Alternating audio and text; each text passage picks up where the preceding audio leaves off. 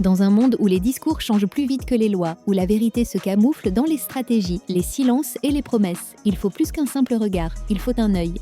Bienvenue sur l'œil politique. Chaque semaine, nous nous engageons à décrypter l'actualité sociopolitique sans détour. Nous allons au-delà des apparences, explorant les faits, le contexte souvent ignoré et les implications profondes des décisions qui façonnent notre avenir collectif.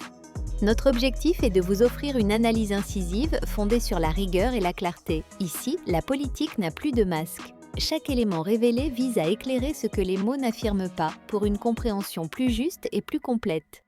Le boomerang de ce peuple. Voilà pourquoi Hassan Ouattara sort avec une armée. Il arrive en chef de guerre. Vous-même, si vous êtes à la tête d'une commission électorale, et puis un candidat dans une capitale arrive autant armé, est-ce que vous avez intérêt à prononcer un résultat autre que son nom? Non, je recommence la question.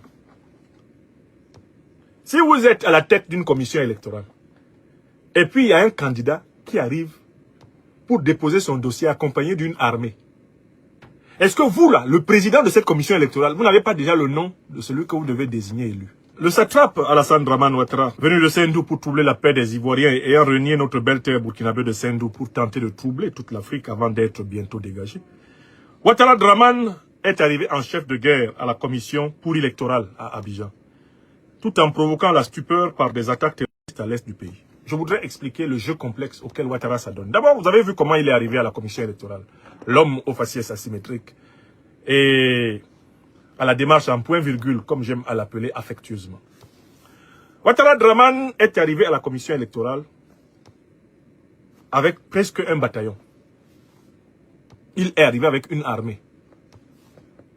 C'est une manière de parler aux Ivoiriens. Alassane Ouattara, quand il se promène en Côte d'Ivoire, se promène comme Napoléon se promenait dans les territoires conquis, comme les colons se promenaient dans les territoires où ils avaient des ennemis. Alassane Ouattara se déplace en Côte d'Ivoire comme un étranger violent se déplace dans la terre qu'il a conquise. Je vous invite à observer l'extrême peur qu'Alassane Dramane Ouattara a du peuple ivoirien. Regardez comment il est sur pied de guerre. Regardez le défaut de relations intuitives, de relations spontanées, de défaut de relations au peuple ivoirien qui caractérise Alassane Ouattara. Il a peur. Mais pourquoi a-t-il peur? Il a peur parce qu'il sait qu'il est arrivé au pouvoir par les armes, par les crimes, par des massacres, et qu'il risque de partir du pouvoir par les armes, des crimes et des massacres. Alassane Dramane Ouattara est hanté par le souvenir de ses victimes. Et il voit dans les visages des Ivoiriens le miroitement de ses victimes. Voilà pourquoi il ne supporte pas le contact direct au peuple. Comparez l'attitude du président Laurent Gbagbo avec le peuple ivoirien quand il sort pour les grands meetings populaires que nous avons observés en ce mois d'août à l'attitude de Ouattara.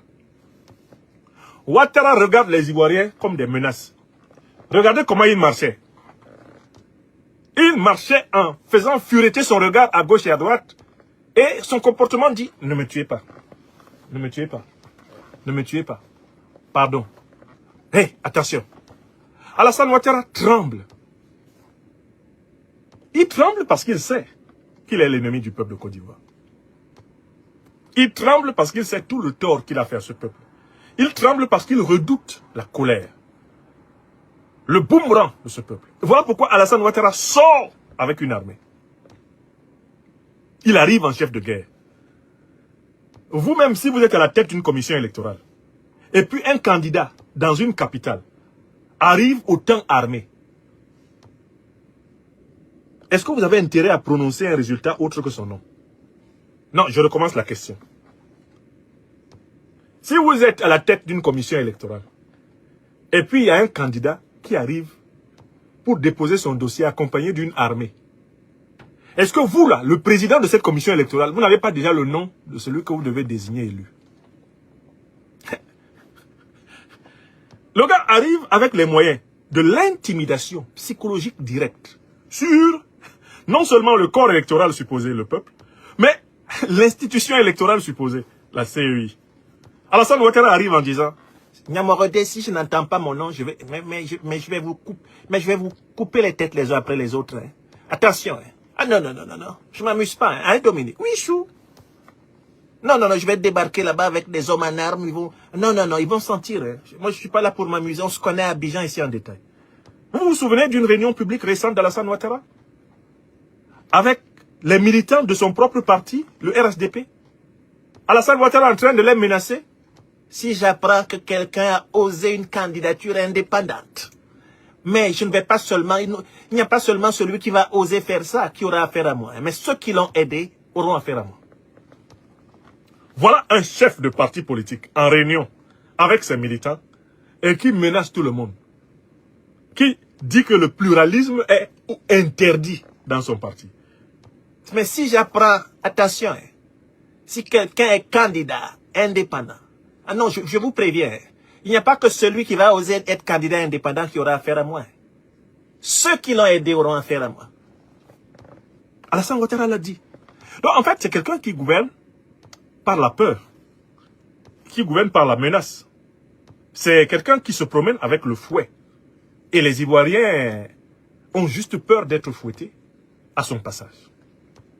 Alassane Ouattara est un tyran, mais c'est un tyran concret. Il menace en permanence tout le monde. J'ai eu à échanger avec certains anciens ministres d'Alassane Ouattara qui m'ont raconté le calvaire qu'ils ont vécu au gouvernement avec Alassane Ouattara. Alassane Ouattara est un chef d'État qui harcèle ses ministres. Il a un rapport pathologique à ses ministres. Il les traumatise. Il les harcèle, il les menace, il les humilie. En permanence. Et d'ailleurs, c'est la raison pour laquelle Daniel Kablan-Duncan, l'ancien vice-président de la République de Ouattara, s'est retiré et ne veut plus parler de politique depuis lors. Alassane Ouattara l'a trimballé, tripatouillé, tarabistouillé. Alassane Draman Ouattara l'a mélangé, mâché, piétiné. Alassane Ouattara l'a marchandisé, vaisselisé, fourchetté, cuilleré. Kablan Duncan était découragé de la politique quand il a déposé sa démission. Et plusieurs ministres qui ont connu Alassane Ouattara racontent le calvaire qu'on a à l'avoir sur le dos. Il appelle à 3 h du matin. C'est un ordre. Hein. J'ai besoin de tel rapport tout de suite. Ça, c'est Ouattara. 3 h du matin. Il t'a vu à minuit. Hein. Il ne t'a pas demandé quelque chose. Il attend 4 h. Trouvez-le-moi. Allez me les réveiller. Ah non, non, non, non, non. J'ai besoin de ce rapport dans les 30 minutes. C'est Ouattara. Et ce sont des exercices d'humiliation pour voir si vous lui êtes fidèle. Ce n'est pas parce que ce soit efficace, parce que de toute façon, il prend toutes les décisions lui-même. Vous n'avez aucune décision à prendre. C'est lui qui décide. Vous comprenez? Mais de temps en temps, il y a des exercices comme ça qui sont en fait du bizutage. Alassane Ouattara bizute en permanence son entourage.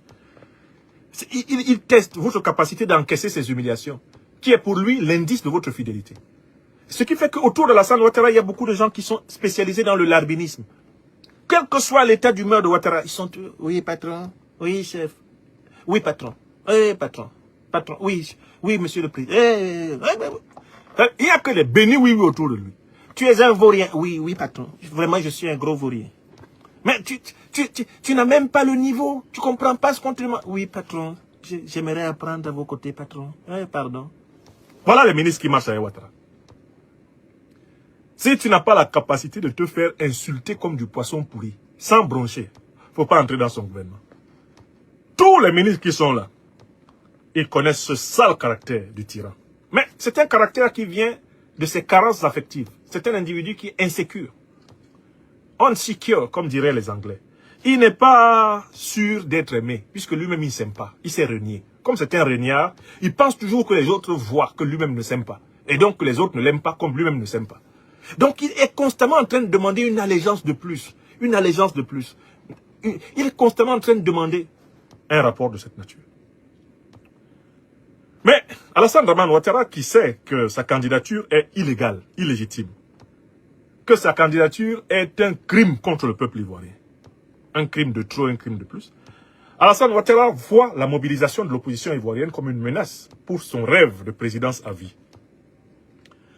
Et pour légitimer sa position de soi-disant sauveur de la nation, qui reste là parce que Il y a une instabilité politique dans la sous-région.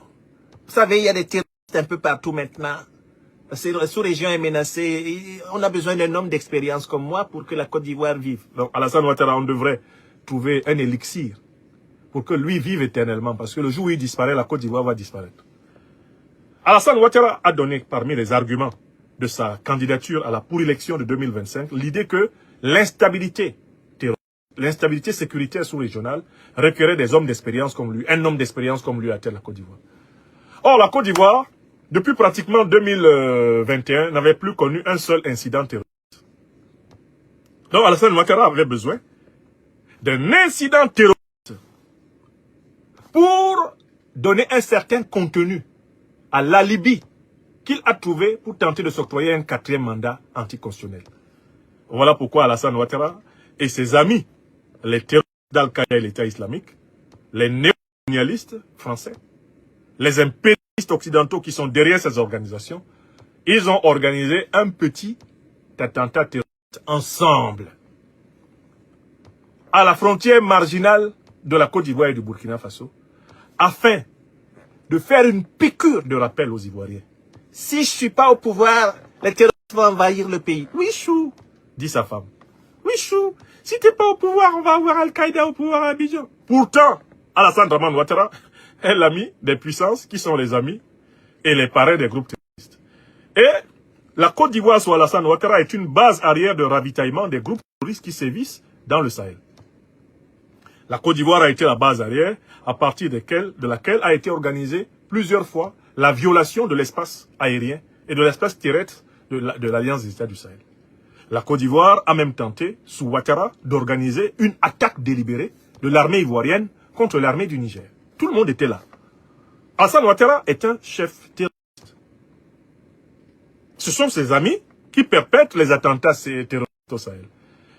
En 2018, un chercheur malien appelé Dougou Kolo a fait un travail. Dougou Kolo Konaré, si je me souviens, a fait un travail qui avait été publié sur le site de Conversation. On s'était rendu compte que les groupes terroristes qui essayaient de provoquer un conflit généralisé entre les Dogons et les Peuls dans la région de Mopti, on s'est rendu compte que ces groupes terroristes circulaient avec des véhicules, tous immatriculés en Côte d'Ivoire. 2018, vous trouverez l'article de Dougou Follo, il s'appelle Dougou Follo. Il a fait un travail publié sur des Conversations. La Côte d'Ivoire est le pays où sont immatriculés plusieurs des véhicules des groupes terroristes qui opèrent dans la région de Mopti au Mali. On le sait par une recherche de 2018. Quand je vous dis qu'Alassane Ouattara est un chef terroriste, je ne le dis pas parce que je le déteste. Je le déteste pour de bonnes raisons. Et je ne m'en cache pas. Et je crois qu'il me déteste beaucoup. Et il ne s'en cache pas non plus. Mais mes raisons sont fondées. Les siennes ne le sont pas. Alassane Ouattara est un chef terroriste. L'attentat terroriste à la frontière ivoiro-burkinabé est un attentat organisé par Abidjan pour la légitimation d'une candidature illégale et illégitime. C'est ce qu'Alassane Ouattara fait. Il faut que tout le monde le comprenne très bien. Si depuis 2021, il n'y a pas eu d'attentat terroriste en Côte d'Ivoire, c'est pas parce que la Côte d'Ivoire est hyper sécurisée et que l'armée ivoirienne serait l'armée la plus forte de la région. C'est faux. C'est parce qu'Alassane Dramane Ouattara est l'ami des organisations terroristes et des puissances qui les financent et qui les arment. C'est pour cette raison que le Sénégal n'était pas attaqué jusqu'ici. C'est pour cette raison que la Mauritanie n'est pas attaquée, l'Algérie n'est pas attaquée, parce que ces pays-là ont à leur tête des gouvernements qui sont en association avec les groupes terroristes et avec les puissances qui les financent. Voilà la vérité.